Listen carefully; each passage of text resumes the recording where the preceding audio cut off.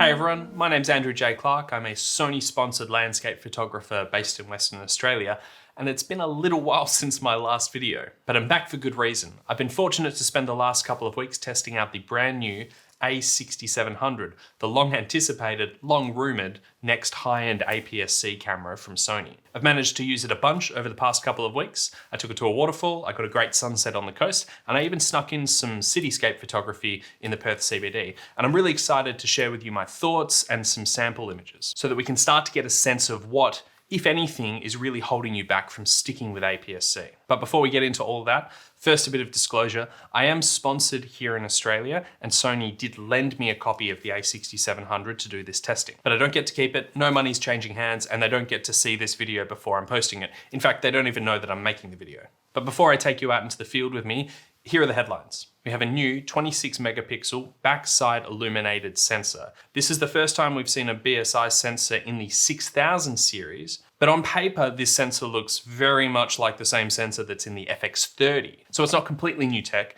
and much of this will be familiar if you've been following that camera. But unlike the FX30, this is a photo first camera. That means crucially we have the mechanical shutter and the EVF. The a6700 has inherited the AI processing unit from the a7RV. So that means subject detection for humans, animals, birds, insects, cars, trains, and airplanes. And we also have those new auto framing features that we saw in the ZV-E1. On the body, we have just a singular UHS 2 SD card slot. We have an added control dial on the front, which is great for us landscape photographers who spend a lot of time in manual mode.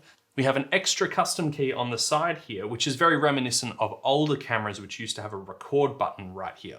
Having a custom button makes a lot of sense. I'm happy they've added another one. This isn't the easiest to press because it's kind of recessed. That's a good thing and a bad thing, but I'm always up for more customization options. Two nice little incremental improvements. We've had a slight redesign to this grip here. I like it, it's a little bit chunkier. We've also had a slight redesign to the mode selector dial, which I like a lot more than the implementation on the a7R5. On the R5, you needed to use this like claw grip, and it just wasn't very tactile. It felt quite mushy, and it's very easy to end up in S&Q when you wanted to be in video mode. The new dial is really clicky, really satisfying. I love it. I'm not going to spend too much time on the video specs because I know that other people are going to cover that to death, but we have all of the core video features from the FX30 rolling into this camera as well. So that's full pixel readout 4K, oversampled from 6K with no pixel binning up to 60 frames per second with only a very slight 1.04x crop. Slow motion up to 4K 120 is available in the camera,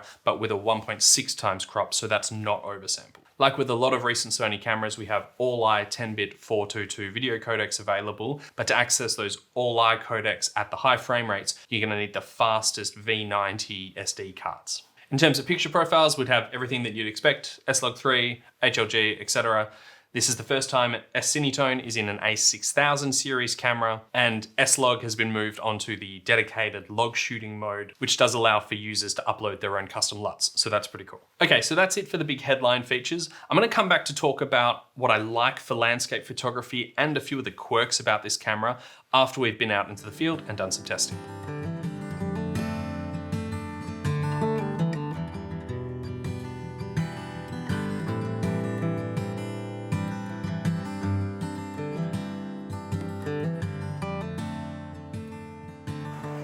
Okay, so I've raced down to the beach, try and catch this fantastic sunset we have unfolding right now. So I've set up the Sony a6700 right next to the a7R5. So that's a crop sensor versus a full frame sensor.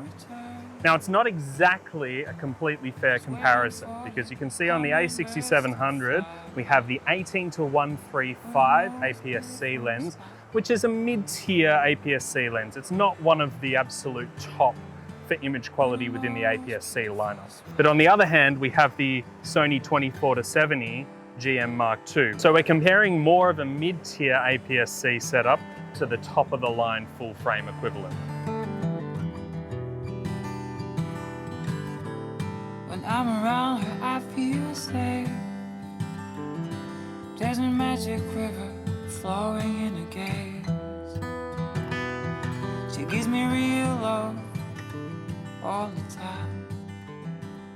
So I'll just jump in here to talk a little bit about the process for capturing and editing these photos.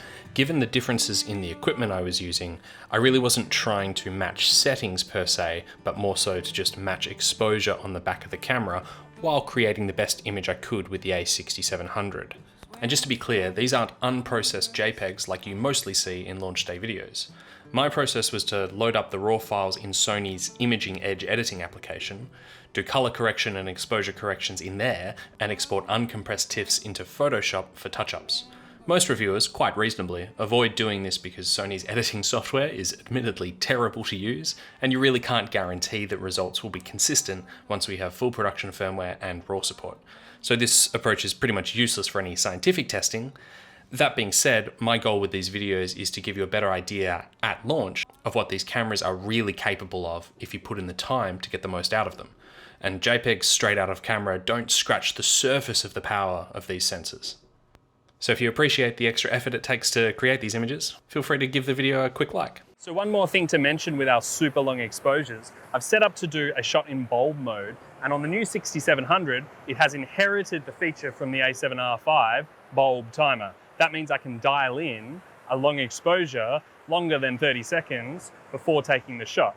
This is super helpful for this type of long exposure photography. I've chucked in a 6-stop ND to dramatically reduce the light so I can go all the way up to 2 minutes. I've dialed in 2 minutes on the camera, and you can see after I press my exposure, I get this handy little countdown telling me how much is left. It's those little workflow improvements that Sony have been really good at just incrementally adding into the cameras. It's getting to the point now where shooting landscape on Sony is pretty frictionless. They've added pretty much everything that we've been asking for the last few years. The one big exception being the implementation of bright monitoring, which I've been going on about for years because the implementation is quite poor. But hopefully we'll see some movement on that soon. More about that at the end of the video. All right, now I'm really calling it quits. I'll see you back at the studio. Okay, so I'm back from going out and testing this camera on a few different shoots, and I'm going to run you through what I really like about this camera from a landscape photography perspective, but also a few little bugs and quirks which I think are holding it back. I really like the smaller bodies that Sony makes. It makes it really easy to just chuck an extra camera into your bag when you're hiking or traveling a long distance without it feeling like it's severely weighing you down. I've previously used the A7C for this purpose in the past, which I've really liked. And obviously this is a full frame sensor, but you can see body-wise they're extremely comparable. But the new a6700 has 3 custom buttons, whereas the A7C only had 1. This camera's got a custom button on the top, on the side, and on the back, which is where the A7C's custom button was. But in addition to that, it also has this new control dial on the front, meaning that I can put all my exposure parameters onto control dials. I also really love the fully articulating screen. At this point, an articulating screen is indispensable for my workflow, so I'm never going back to just the tilt screens. Sony's marketing material describes this camera as dust and moisture resistant, but I think that's probably being conservative. I did inadvertently put this camera to the test when I was out there shooting cityscape photos in Perth, and it got a decent amount of moisture on it with no issues. Now, I'm not recommending that you go out shooting with this kind of camera without a rain cover on it, but I think you can safely expect to survive a bit of light drizzle. In terms of image quality, I've been impressed so far with what I've seen, but I'll have to reserve final judgment until we can fully test the raw files. But I'm optimistic that we should see a bump in image quality over the a6600, which was already a class-leading APS-C sensor, given that this one is now backside illuminated. I'm really happy to see features like bulb timer and focus bracketing carry over from the a7R5. Those are features which I love to use in my landscape shoots. And I think Sony's touchscreen menus are getting better with every generation. I really like the new swipe options on this touchscreen, where I can bring up more control options from my camera,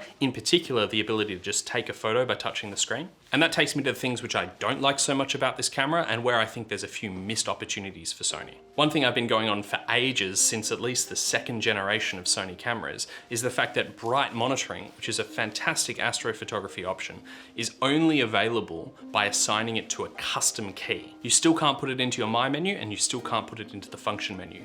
For an option which is so specific to a particular genre of photography, I don't really want to dedicate an entire custom button to it at all times. So having it in the My menu or the function menu makes a lot more sense. Bulb timer, which is a feature I'm using all the time for landscape shoots because I love my super long exposures, has kind of the reverse problem. You can put it into your My menu, but you can't put it into function menu, and you can't put it onto a custom key. For me, that is a feature I use enough to warrant being on a custom key. So it's a bit frustrating that I have to jump into the menus every time I'm changing my exposure length. These two are just menu issues for the most part and shouldn't be too hard to fix. In fact, I recently had the opportunity to speak to a couple of engineers from Sony Japan at Sony Australia's recent inaugural condo trip. And I can say for certain at this point that Sony Japan is at least aware of the astrophotographer's complaints about bright monitoring. So hopefully we'll see that fixed at some point soon. On top of those two menu complaints, I do feel like Sony's kind of missed an opportunity here. Given that this is a high-end APS-C camera,